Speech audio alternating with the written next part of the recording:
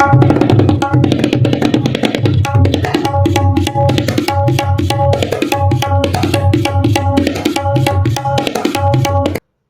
शहरातील जुन्या गावात असलेल्या परिसरात काशीबाई उखाजी कोल्हे शाळेसमोरील 3 दुकानांना अचानकपणे आग लागली असून ही घटना आज दिनांक 19 डिसेंबर रोजी सकाळी 7 वाजता माध्यमांना मिळाली आहे।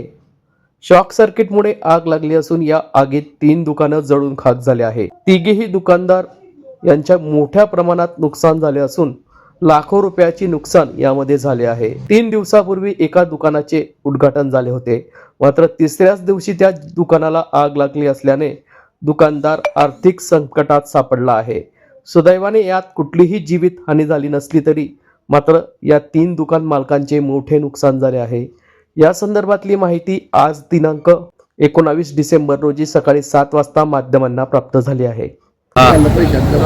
माझं टू व्हीलर बाईक आणि गॅरेजचं दुकान आहे, टू व्हीलर स्पेअर पार्ट वगैरे।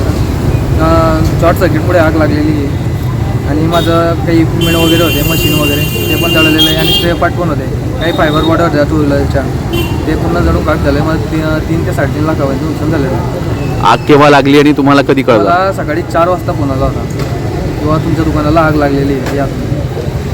आपलं नाव? भूषण संतोष वाघोटे। दादा काय सांगणार, 3 दुकानांना आग लागलेली, नेमकी काय घटना आहे?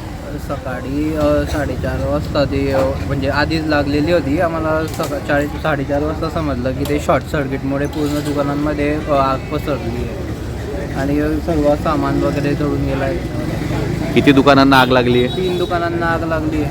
तुमचं कसलं दुकान होतं? आमचं कटलरीचं मॅचिंग सेंटर होतं। कितीचं नुकसान झालं आहे? आमचं तरी पण म्हणजे आमचा माल 10-12 लाखापर्यंत होता, कपड्याचा, ज्वेलरी, कॉस्मॅटिक्स सर्व होतं। काय नाव आपलं? ओम प्रदीप खडके। दुकानाचं नाव भगवती ऑटोमोबाईल्स होतं। दुकानाच्या ओपनिंगला 3 दिवस झालेले होते। शॉर्ट सर्किटमुळे रात्री कळलं, फोन आला 4 वाजता किंवा आग लागलेली आहे। आम्ही तेव्हा आले तर पूर्ण आगमध्ये पूर्ण मालाचा राखून गेला होता। साधारण माल ते 14 ते 15 लाखापर्यंत माल होता आणि आताच ओपनिंग झालेली होती। 3 ते दिवस झाले ओपनिंग झालेली होती।